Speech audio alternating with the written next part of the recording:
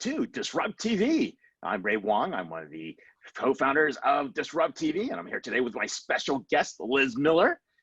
This is our 4th anniversary show, and Vala is not here. That's okay. I think I'm on all of the landmark shows. I was on the last show of last year, co-hosting for Vala, and now I'm on the 4th anniversary show. I'm beginning to feel like this could be a thing with Vala and myself. We're just gonna. It is. We are asking for Vala. We are asking for Vala. No, this is where we reveal that actually Vala has just really been a computer simulation for the last 4 years. No. Don't give away the secret. Don't give it away. We've had 383 unique guests. That would mean Vala would not be one of those. So anyways, we're here to celebrate our 4th anniversary. And of course, you can catch us on Vimeo, YouTube, SoundCloud, and iTunes, and even on FM, AM radios, coast to coast. So this week's show, who's our special guest? We've got Pablo Breuer, Executive Cybersecurity Leader, Futurist Change Agent. You can follow him at NGREE_H, I think it's a 0-bit. He's currently the Military Director of U.S. Special Ops Command, Donovan Group, and Senior Military Advisor and Innovation Officer at SoftWorks. He served at the National Security Agency, NSA, U.S. Cyber Command, as well as being the Director of C4 at U.S. Naval Forces Central Command. He is DoD Cyber Cup and DEF CON Black Badge winner, and has been adjunct faculty at the National University, California State University, Monterey Bay, and a visiting scientist at Carnegie Mellon for CERT SEI. Pablo has taught classes for various user government agencies and industry on topics from malware reverse engineering and exploit development to cyber policy and authorities. He's got degrees in Comp Sci course and a PhD candidate in information science. And we also have Dr. David Bray in his new role as the Atlantic Council. He's actually incubating new global center and senior fellow in the Institute for Human Machine Cognition. Dr. David Bray needs no introduction, but we're gonna give him a long one anyways. He's been serving a variety of leadership roles in turbulent environments, including bioterrorism preparedness and response from 2000 to 2005. He was on the ground in Afghanistan in 2009, serving as the nonpartisan executive director for a bipartisan national commission on R&D, and providing leadership as a nonpartisan federal agency senior executive. He's also been the former CIO of the FCC, and today he is one of the fellows incubating a new global center within the Atlantic Council. So a lot going on with him, but he's also been part of the executive director from 2017 to 2020 for the People-Centered Internet Coalition, chaired by Internet co-originator Vince Cerf, focusing on providing support and expertise for community-focused projects that measurably improve people's lives. He's also a Marshall Memorial Fellow, traveled to Europe in 2018. He's also done some work in the U.S. Navy and Marines on improving organizational adaptability, and he's also been working with the U.S. Special Operations Command J5 Directorate on the challenge of countering misinformation and disinformation online. There's so much going on here with Dr. David Bray. He's also an Eisenhower Fellow, and actually, he's also a public health major. So we'll get to all that and more, but more importantly, let's start with the hot topics that we got this week. Liz, what do we have? What are we kicking off with?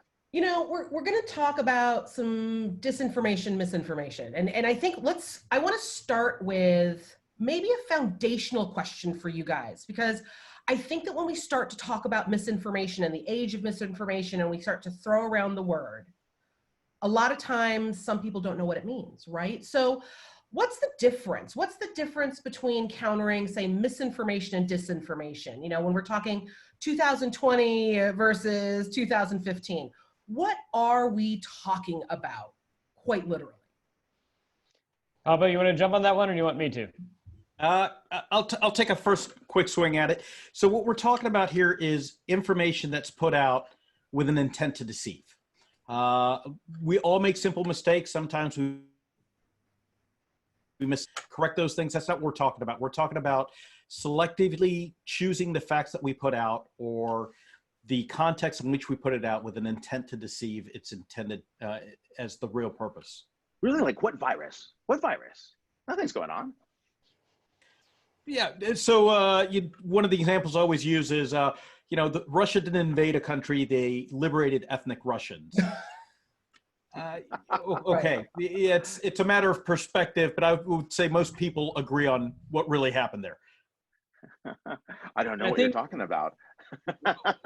Pablo's really hitting on the key too, is oftentimes misinformation and disinformation. It's not like it's completely inaccurate. It's usually taking 95% of things and then just putting them out of context. And we've seen this happen most recently twice with two videos in which one was of the Speaker of the House, the other one was for a presidential candidate. Both those videos were accurate footage. It's just in one case, it was slowed down to try and make the person look drunk. In the other case, it was actually selectively edited to make statements that the person had said, make them look unflattering. And so I think it's really, oftentimes you have to recognize that misinformation, disinformation, it's not that it's completely untrue, it's just, it's things out of context with the goal of making you reach the wrong conclusions. It's like truth adjacent. Truth, well, or just recognizing that again, I mean, and this is where people say they don't need to worry about their, like when people say I don't need to worry about hiding anything, it's like, well, yes, but recognize what happens when someone takes something you did and takes it out of context to make it look unflattering or make it look like you've done something you haven't done. I wasn't here. I wasn't here. I wasn't here. Place different, right? I really wasn't here. I don't know what's Take the hand of the person behind you, Ray. Right. We'll just have it go like this, right? Oh man, but this is happening all the time, right? I mean, this level of misinformation, disinformation, it's being used in political campaigns. It's being used in, you're seeing it happen across governments around the world, but it's also happening in advertising in some weird way. So. Oh, I mean, as Pablo is fond of saying, he's pretty sure that that sport drink is not going to automatically make him a better mountain climber. And so in some respects, to a degree, political rhetoric, advertisement has always had a little bit of things out of context. What's the difference between something aspirational and misleading? Well, so I guess it's worth noting that this is not a new phenomenon. It's just come back. In the 1890s, we had the trouble of yellow journalism, which was essentially, emotional-laden headlines that were fairly fact-less. And what was happening at the time is people needed to sell newspapers. And so they were much more like pitching the emotions, pitching the, almost at the time, if Hollywood didn't exist, but the Jerry Bruckheimer equivalent of what was the news as opposed to the actual news. One might say what's happened with the internet is the internet has also killed newspaper subscriptions. And so now when people are now motivated to show a growth and profit in the news industry, don't be surprised if people are paying to ad clicks, and ad clicks are much more about emotional, sensationalistic headlines as opposed to what actually is the reality on the ground. And these emotion-based cues, they're also ending up being a bit of cover for additional bad actions, right? It's not unusual to see folks using kind of the emotional arc of the time for misinformation to start sending out, whether it is phishing, whether it is, just outright trying to get people to click on a malware link. There's a lot of things that are going on here. It seems like there's a momentum building with all of this, it almost like right time, wrong place kind of feeling. So how is this, are you seeing this accelerate? Like we're seeing it, how it's happening over time, but where are we starting to see it go from here? Pablo, what's your thoughts? Yeah, I think you're definitely going to see it accelerate. So Ray mentioned about advertising. So certainly advertising, if you watch a Coca-Cola commercial, there's a certain feeling that it's meant to impose, but they don't lie to you, right? They can't tell you that it's going to cure cancer like they did. Like they used to. Well, there were more potent ingredients in there before, right? I mean, today it's a little arsenic thing, whatever. Cocaine, arsenic, cocaine, but it's a little watered down. I don't know. But invariably, as David pointed out, a lot of these stories are meant to hit an emotional cue and get you to react instantly before your higher order brain functions react and go, maybe there's a little bit more to this. So typically, if you see it on an internet page, it's called clickbait. Right? It's there to, enrage you so that you'll click and follow the link. The other thing that's different is, it used to be the case that there were only so many channels and the channel had to approve your advertisement. And if it was something really bad, the FCC might go, no, you can't put that on. The problem with social media and with the internet is there's no such gatekeeper function. And so anybody can really put up anything on there. And on top of that, the response, rating how well your message is getting across is almost instantaneous because you get those likes and those retweets and those click links. And so the ability to now see how effective your message is with different demographics, tweet that message and put out a new version happens at internet speed. And that was something that did not happen before. Yeah. And I think what Pablo hit is so key is that the democratization of the fact that anyone can now both receive and communicate messages, while that's in some respects a good thing, it does introduce these instabilities in the system, and it's creating what I call, and I share, I think we're in an era of rage-tainment, in which we've discovered that the #1 way to make something go viral is to make one group of people angry and the other group of people angry in response. The #2 way to make something go viral, incidentally, is to make one group fearful and the other group fearful in response of that. So given that this is sort of where we're just discovering human nature responds to things that are angry and fearful, again, before our higher parts of our brain kick in and say, well, wait, maybe there's more to that story, or maybe someone's trying to hijack my thinking.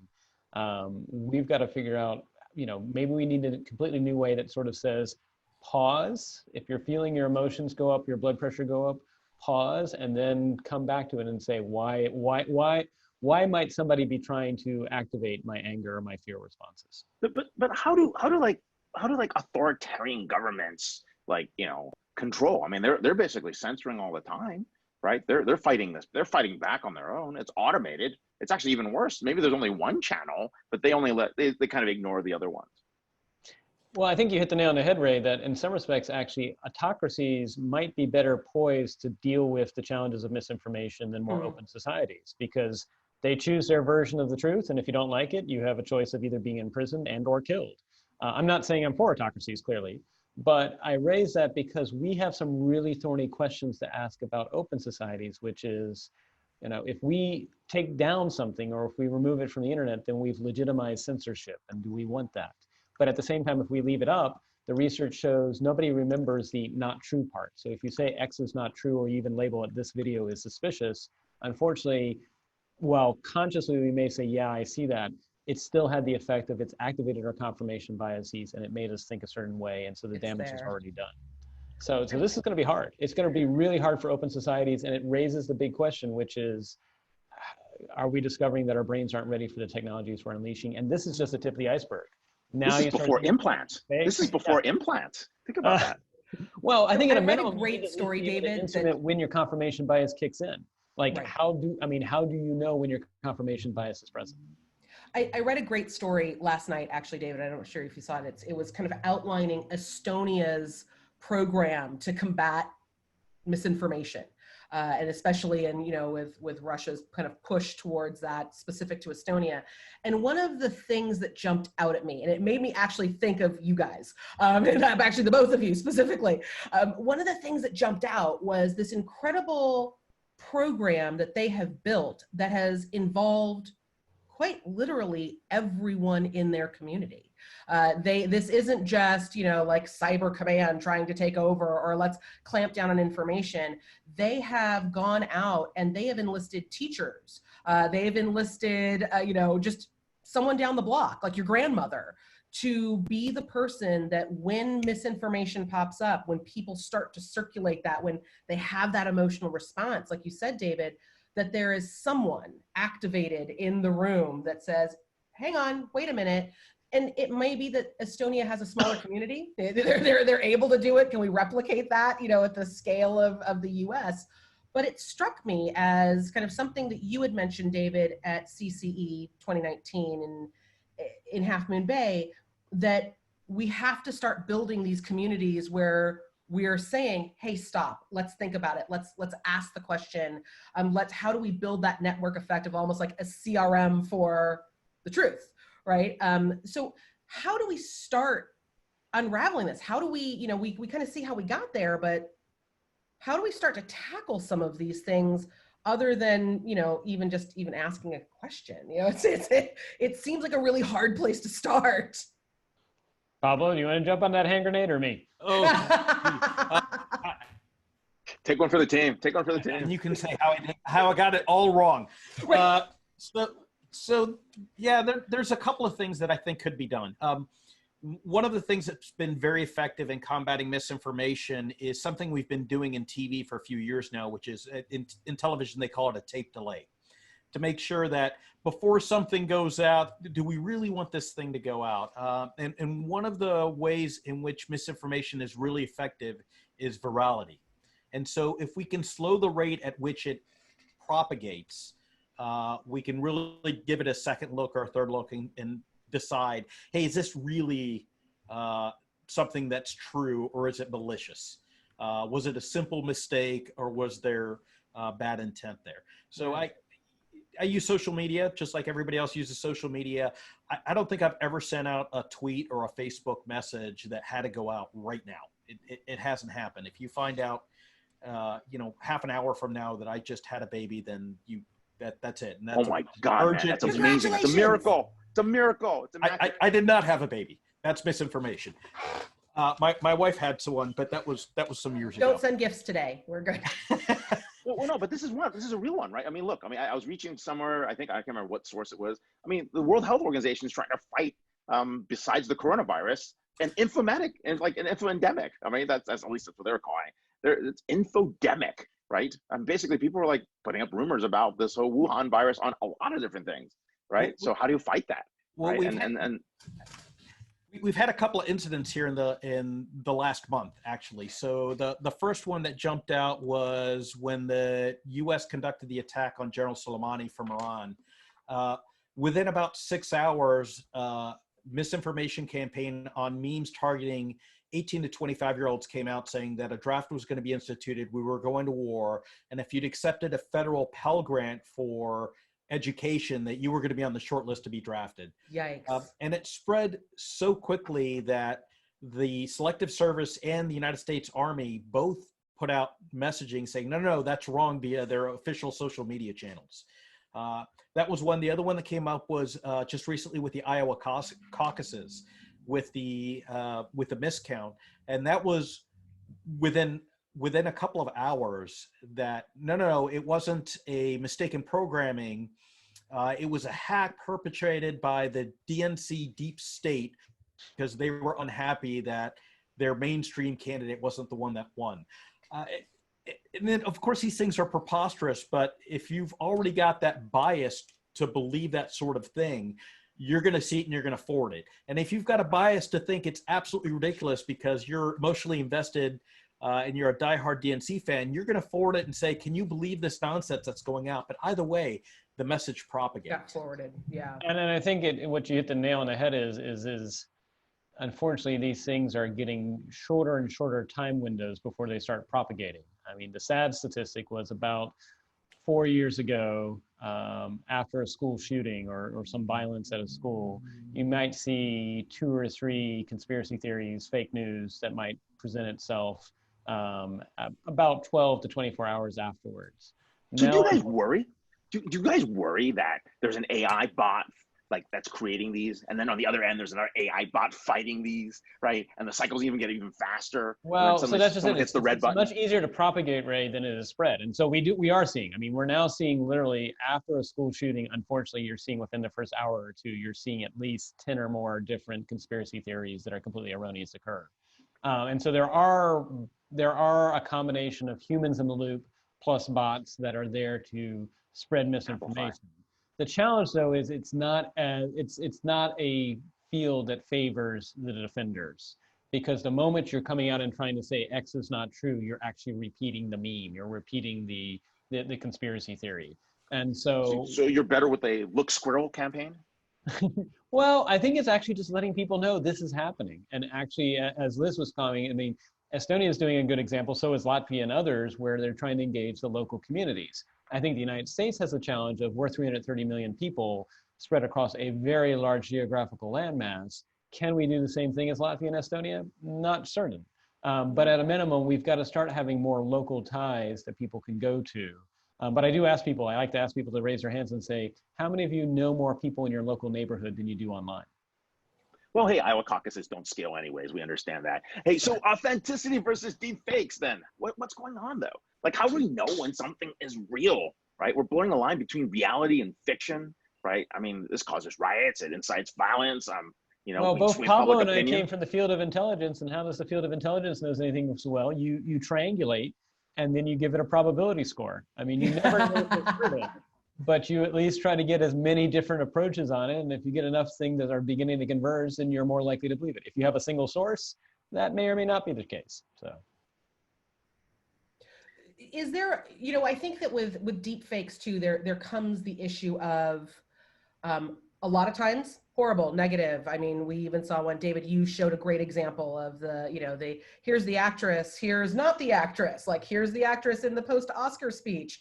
This is not the actress in the post-actor, you know, in that post speech. There are times, and I think when we start to talk about that malicious intent behind that, really bad. But I think from the technology side, there are also some amazing things that are being done with the technology. And I think it's that weight of that balance when we start talking about ethics.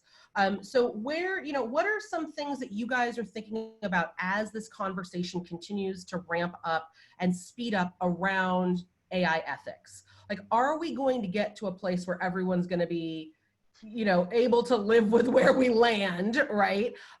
I can't unsee any of that now, right? I can't unsee it. Looks Is it like a blueberry muffin in or is the it a corner. chihuahua? You tell me. I can't unsee it. But you know, I think that how do we get to a point where the conversation becomes really fruitful and where we start to move things forward versus a lot of times I feel like we're in these kind of fits and starts. Like we have a great conversation, everyone gets together, everyone's on the same page, and then everyone's like, but then that video was funny. So like we all of a sudden backpedal and we backtrack. Where are we? Will we get there? And what do you guys think is going to be that final push that kind of pushes us over to some place where we all kind of start to agree on a start point? More grenades. Over to you, David. All right, I'll go first. I'll jump on this grenade. I would say things are going to get worse before they get better. The tipping point will be when people actually recognize this is having damaging economic effects to their local communities. Until then, the challenging thing is everybody's aware of the issue, but both sides of the political aisle think it's more impacting them, hurting them than the other side. They don't realize it's a common problem. Countries as well, that countries around the world are being affected by this. Really, the turnaround point will be eventually when we realize, wait, this is having negative economic impacts, both globally and to our local communities. Now, where do you start? It really has to be a conversation about the future of data. Because like it or no, we're already at 47 billion network devices on the planet relative to 7.6 billion people, which means conservatively in 2 years, we're going to probably have 10 network devices for every one person on the planet. We're probably also going to be producing more data on the planet by 2022. We're probably going to be about 150 zettabytes, 150 billion terabytes of data. We're going to be producing more data than all conversations we've ever had as species ×3. So in that ecosystem in which we're awash with data, and we have the opportunity to know more about the planet and people than ever before, the question we have to ask is, one, what choices do you have in that environment about data about yourself? And then two, how do we make sure in this environment that's going to be awash in data, we can have conversations and reach some convergence about what we believe to be true versus the alternative? But we've got to start with the data conversation. I feel like all the conversations about AI, they are so premature, because if you look inside most organizations right now, their data is a mess. And so they can't even begin to embrace AI until they address the data side. It's like we're regulating cheese without regulating the milk. 100%. Yeah.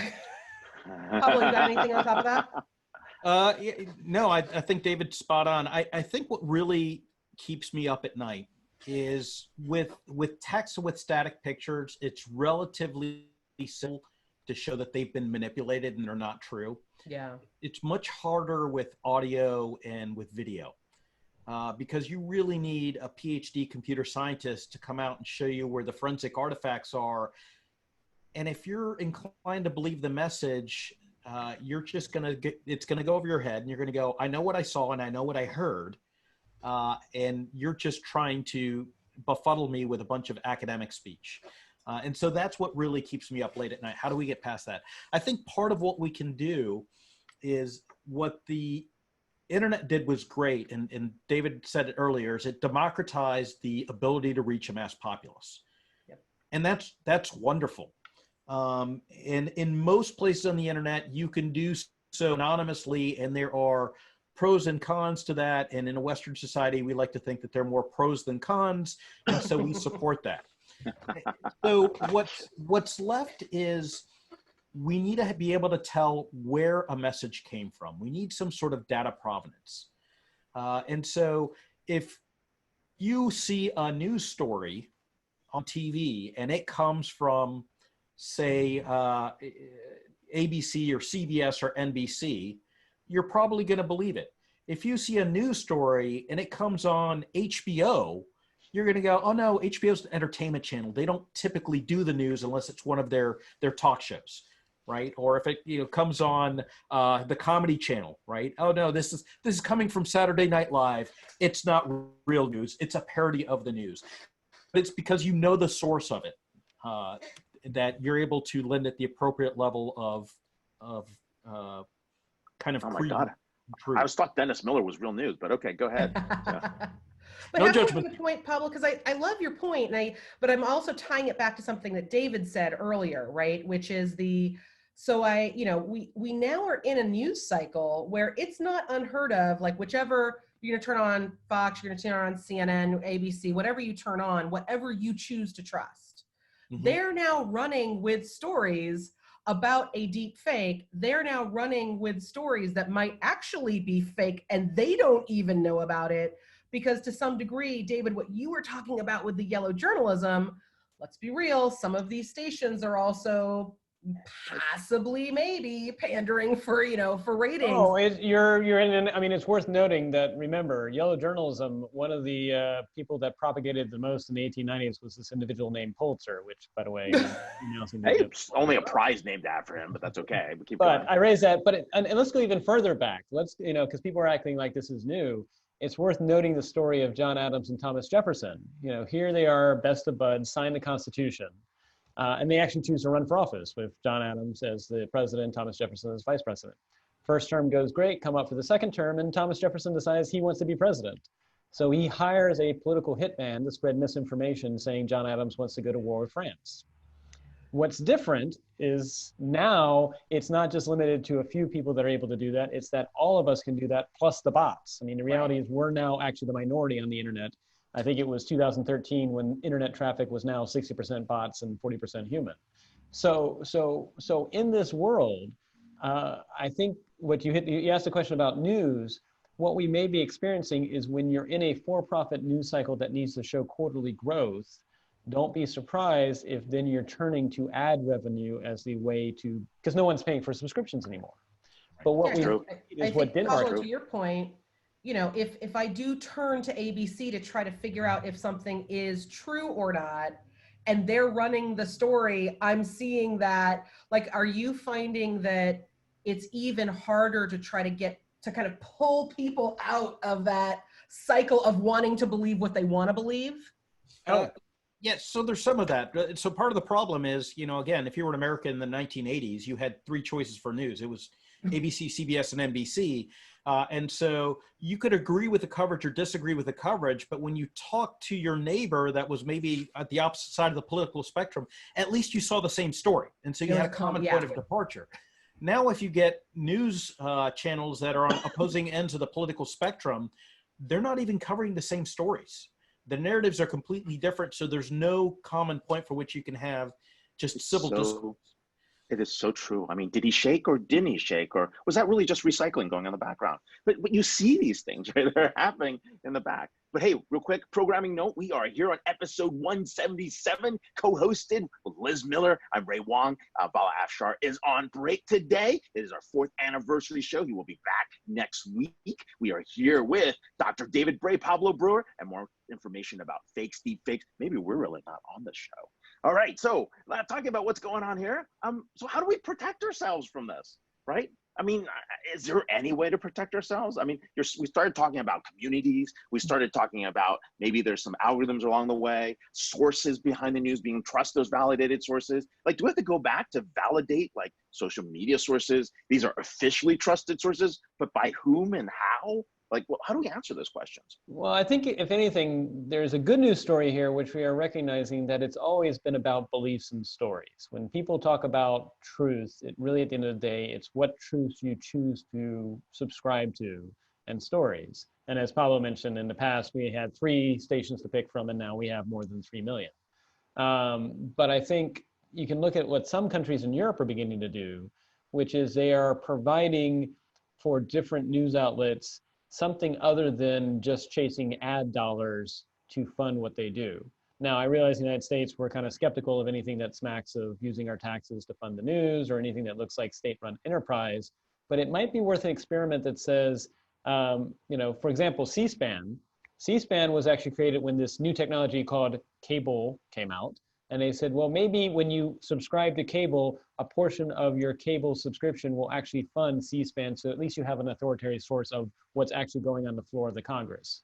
Maybe we need something like C-SPAN that says, look, when you subscribe to your mobile phone plan or something like that, a small percentage will go to a public pot for different news outlets, and you can actually exercise choice. You can say, pick up to 5 topics, nonpartisan in nature, that you would like to see more news about in the next year, that your contribution will go to. And so we're recognizing that the heart of the problem is advertisement dollars subsidizing news. Don't be surprised if that leads to ragetainment. Maybe we've got to fix this with a different economic incentive. That's crazy, right? I mean, think about this, right? We've got to fund something to figure out the fake news that works in democratically elected governments. Imagine an authoritarian regime. How do we expose what's going on? Well, so the authoritarian regimes work because they have that monopoly on public information, yeah, right? They do. And so as soon as they lose that monopoly and there's an alternative view that can be reached by the populace, that autocracy crumbles. But they've choked me off at the internet, right? Right. We're seeing the divergence of 2 internets. That internet split is happening, and some people say it's going to happen next year with China and the US. Well, I think what you're hitting is that without a common narrative to hold together a nation, that nation pulls itself apart. And I would say, in some respects, we've been seeing this. The further we in the United States get away from World War II, we lose that reminder that says, look, you may differ in these things on the left or the right, but we all agree we don't want another World War II-like event to happen. And so in some respects, we're a victim of our own success, that it's actually a fairly good time, peaceful time to be alive, even though it feels very turbulent at the moment. That's interesting. So there's got to, I think that, and we've brought it up a couple times, of there's kind of nothing on platforms. There's nothing on, whether it's a social media platform, there's nothing really on the internet that is that pause delay. That's that 1 second where it's like, we know someone's going to curse in the middle of the Super Bowl. Like, let's just wait a bit before we can hit the beep button, right? There is no beep button on the internet. But should there be more cooperation, if we're just looking at the US for just a moment, right? Should there be more cooperation between, say, the Silicon Valley, the regions, whether it's, whether we want to look at Silicon Valley, Austin, Boston, like everywhere the nerd bird flies? Should there be more cooperation there and DC? Or are we just going down a path where every time, I know that when I start talking to people, even around recent data regulations, it's really easy to start eye rolling, right? Because how a lot of the verbiage, how a lot of it can come together feels like there are like Mack truck size holes, that we're just all kind of cruising through to get around what maybe some of the intent was.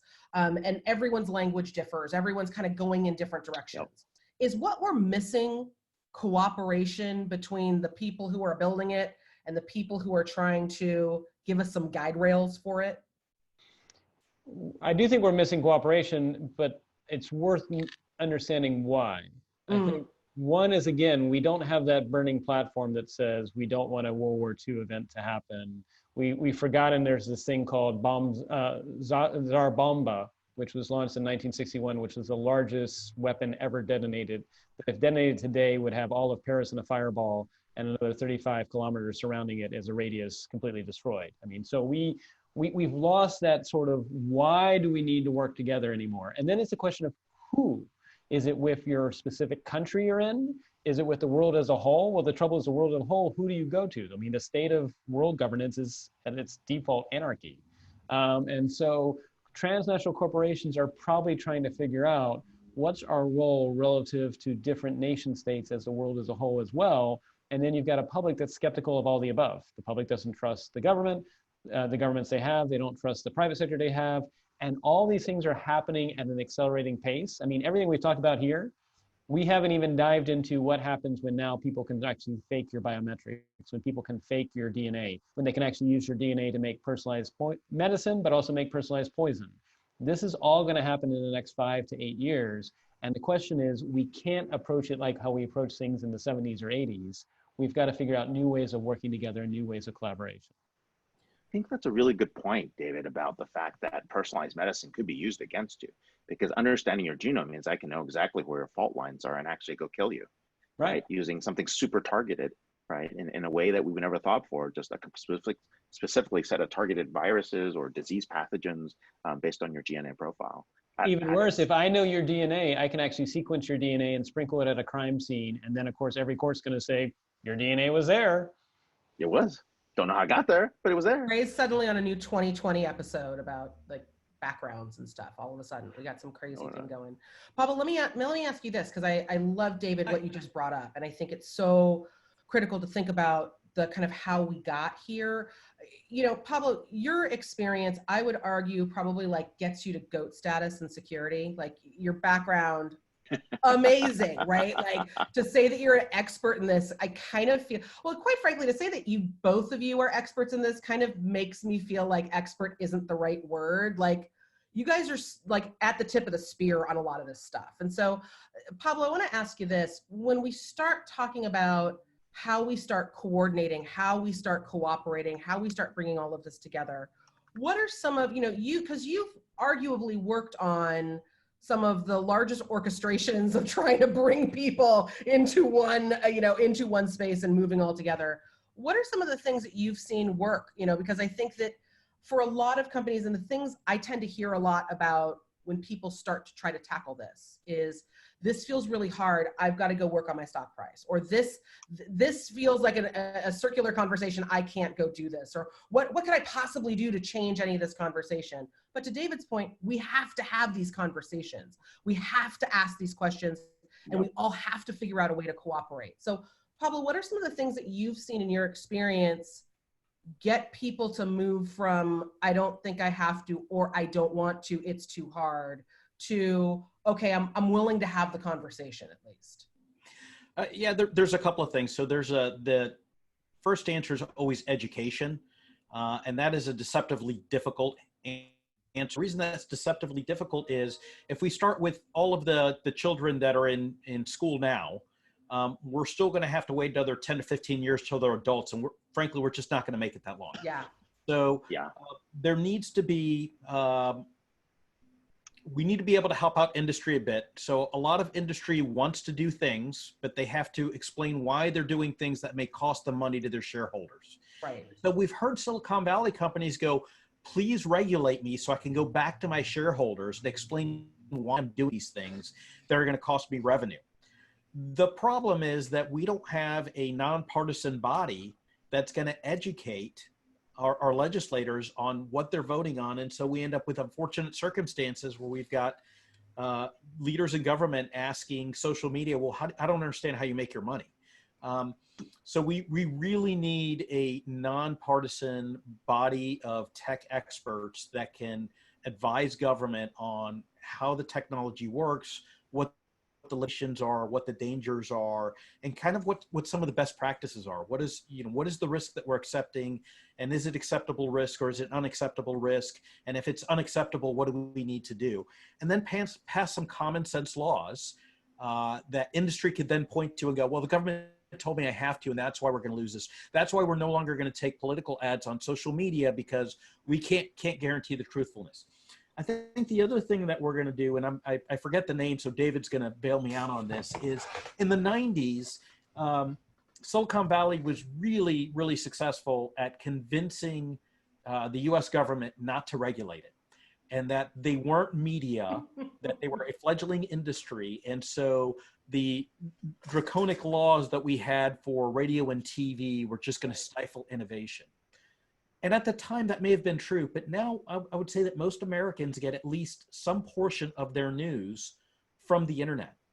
So maybe it's time to revisit that situation and have basic controls in there. So if I watch a political ad on TV, or if I hear one on the radio, by law, they must tell me who paid for that political ad. And that goes back to, I know how to listen to the message because I know who paid for it.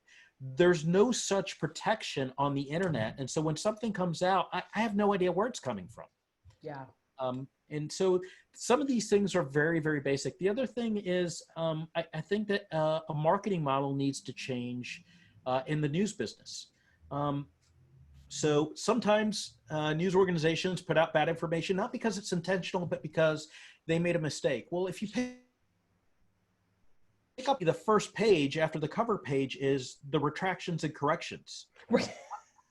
I would really like to see that for other social media, right? Last week we reported, and some, you know, some news organizations and news programs are really good about that. The one that comes to mind is 60 Minutes does that. Yeah. Some don't, and it's be nice to think it's because they don't make mistakes, but realistically, everybody makes mistakes. It's a human thing, even without malice, and so we have to be willing to admit. So wouldn't it be great if there was a truth rating, right? And that's what the news organizations marketed on. Yeah. You know, it's not that we've got the most viewers. It's that we retracted the fewest amount of stories. We were the most truthful one, and that's going to get you more viewers. So it's a bit of a chicken and an egg problem. So instead of rage-tainment, you actually get news. The other part that's missing is we've kind of blurred the line between news reporting and editorials. The news magazine show.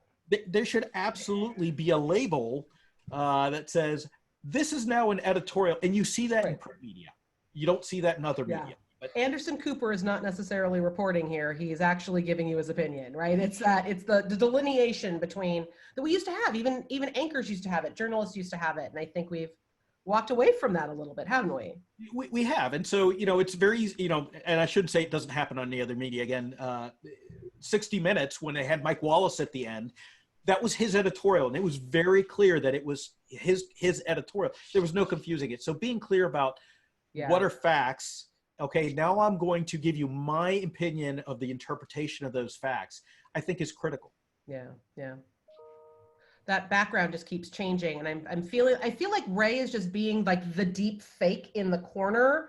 Is anyone else getting that sense? Like right up there, like right there.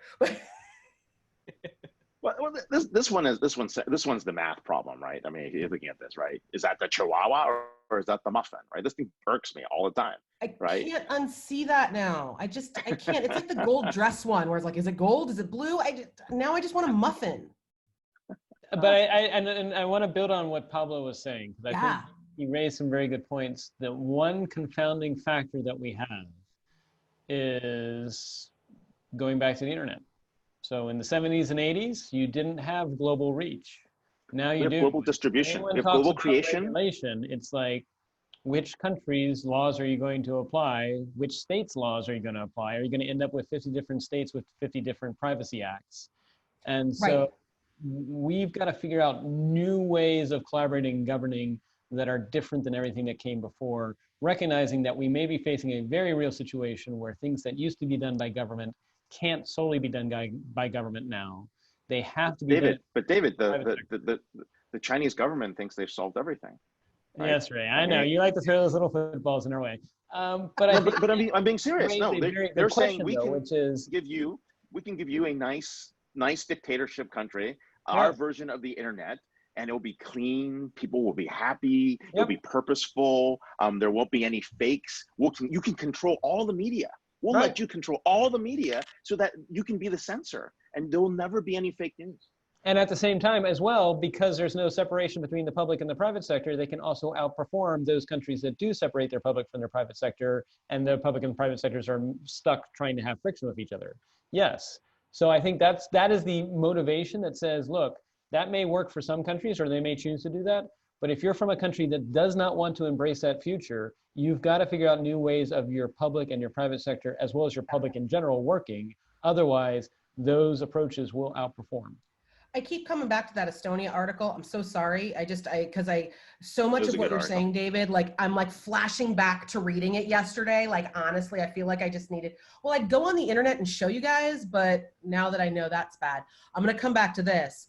one of the amazing things that they pointed out in the article was that what made the difference in Estonia being able to really pull this off was that each individual who volunteered to be part of this kind of truth squad, you know, like I don't know what else to call it. A, they volunteered. B, they took it personally, right? And I think that that's what, like that's the common thread that you both are talking about here, is that the people involved in volunteering to combat misinformation took it personally because they saw how misinformation was directly impacting their community. And it wasn't just their community like, oh, I'm gonna sit in my house and look out my window. It was their community as in my son, my daughter, their teacher, everyone I know who I talk to every day is talking about something that I know to be false, and I take that personally. Like right, and as much as I love Estonia, it's a wonderful example. It's worth noting. Very small country, 1.1 million people. And they also have a story of people they left behind. There are 50,000 Russians that are not part of that. Yeah. And so when people look at it, I'm like, that will not work for larger countries that are diverse, that have, I mean, because you could see Estonia's example playing out very poorly in the United States, where Topeka, Kansas is going to do it, and San Francisco is going to do it, and I can guarantee you the versions LA's not that they reach is going to be different. Yeah, I'm an LA girl. I'm telling you right now, we're bouncing out. Like, we got to go. We're going to go do our own thing. Right. But I raise that because I think that points to, we've got to think beyond this, and maybe it does recognize what Rousseau said, which is cut your country in half and cut your country in half again, and cut it in half again. But these are real thorny issues that are part of this cognitive Cold War we're in, which is we've got to recognize that it starts first with recognizing we've got to collaborate versus the alternative, because otherwise things are going to end up badly. Now, how will we get to, Pablo, David, will we get to better cooperation between big tech in the Valley and big government in DC? Well, first is recognizing big government in DC is a miss, but anyway, that said. Misinformation, like we needed like a sign right there. It was like, he did it, bring up the muffin again, right? But it's also recognizing at the end of the day that we've got to figure out futures of governance in which it's all of us. And it's not just the coast, because you just mentioned the coast, Ray, and that's great. But what about the heartland? What about the fact that 2 years ago, 47% of all the jobs in the country were created in just the top 10 most populous areas? Yep. Just last year, it was almost 50% of all the jobs were created in the most top 10 populous areas. At the same time, we're at a 44-year low for mobility in the country.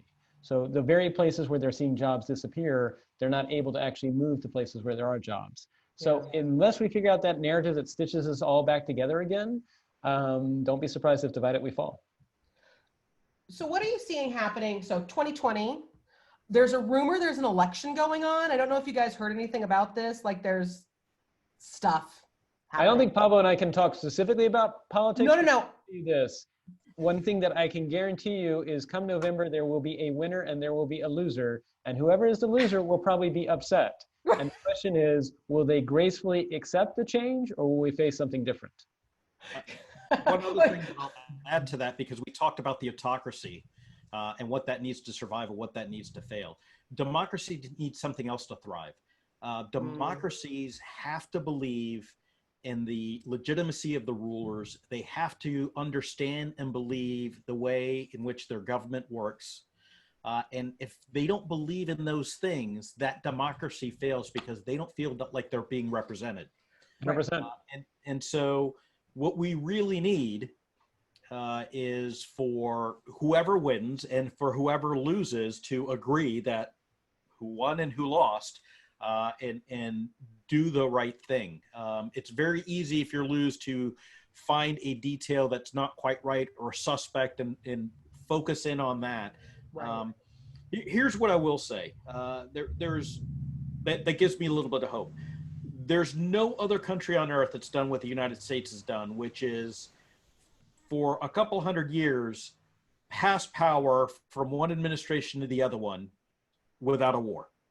And there's no other country that can really say that. And so I think we can pull it together. I think the fact that now it's not just government people and think tank people that are discussing these things, the fact that misinformation is being covered in the news and on the internet and on podcasts like this and in panels, I think more Americans are aware of it. I think more Americans are discussing it. And I think that's going to lead to, with time, a little healthy skepticism. And that's what we need, is a little healthy skepticism where people on polar opposite ends of the spectrum can get together and go, did you see that? Yeah, it kind of looked a little emotionally charged to me. Yeah, it looked emotionally charged to me. Maybe the truth is somewhere to the left or to the right of that. Yeah. And then we get back to civil discourse. I'm going to go ahead and record you and David saying that. Pablo was saying, I'll give you first a very real possibility that I think we need to start thinking about now, which is we know there's this coronavirus going on. Unfortunately, it doesn't look like it's going to be contained, so it's probably going to unfortunately spread throughout the planet. The good news is it looks like the mortality rate is fairly low. But if that coronavirus hits the United States and hits its peak around the October, November, and December time period, do we need to be ready for someone saying certain people weren't able to go to the polls because of the disease outbreak, because we have disparities in our healthcare system here? I think we should start thinking about that now, and we should think about other things that could actually be used as wedge issues to divide whatever comes out of November. Now, on a more optimistic note, I will say this, which is Rousseau actually said what made democracies corrupt is they didn't also think about the good of the community. And I think, Liz, what you've been saying and everything like that, what you really want is a plurality, which is all the hallmarks of what makes a democracy, a representative form of government, work, but also people that think beyond their own self-interest, beyond their own self-happiness, but also the good of the community. The question that I have, and maybe we can talk more at CCE and things like that, is what can be done to motivate people to think beyond their self-interest, beyond their own profit lines, to thinking about the good of the community as a whole. And I'm just going to record the both of you guys so that like at next Thanksgiving dinner, I can just be like, stop, think, healthy skepticism, hit the pause button, because it's, you know, it is, that's when you tend to hear it all, right? Like when you hear what everyone else is thinking and what everyone else who might not be in technology, who might not, I think we probably, all four of us think about it differently because we are kind of in the tech security government bubble. But man, it's amazing what my mom thinks is happening out there. So sometimes I'm just gonna have my Pablo and David button, and I'm just gonna be like, boop, boop, pause, listen, what's happening. One of the things you can do is not just that, it's show them the opposite view, the exact opposite narrative from another news source, and go, how do you know which one of these is true? My favorite is to actually show them Al Jazeera because it just really messes with their heads. And I just, yes, and it's exceptional journalism. So I'm like, let me show you this front page. Well, and I think the other thing is it gets to what President Lincoln said, which is, I do not like that person, I must get to know them better. How many of us in today's polarized and charged era are embodying that second statement of, I must get to know them better?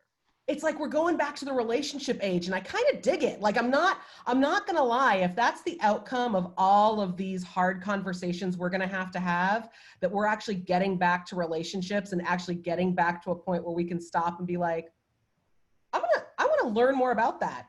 I'm not gonna lie, kind of like it. Yeah.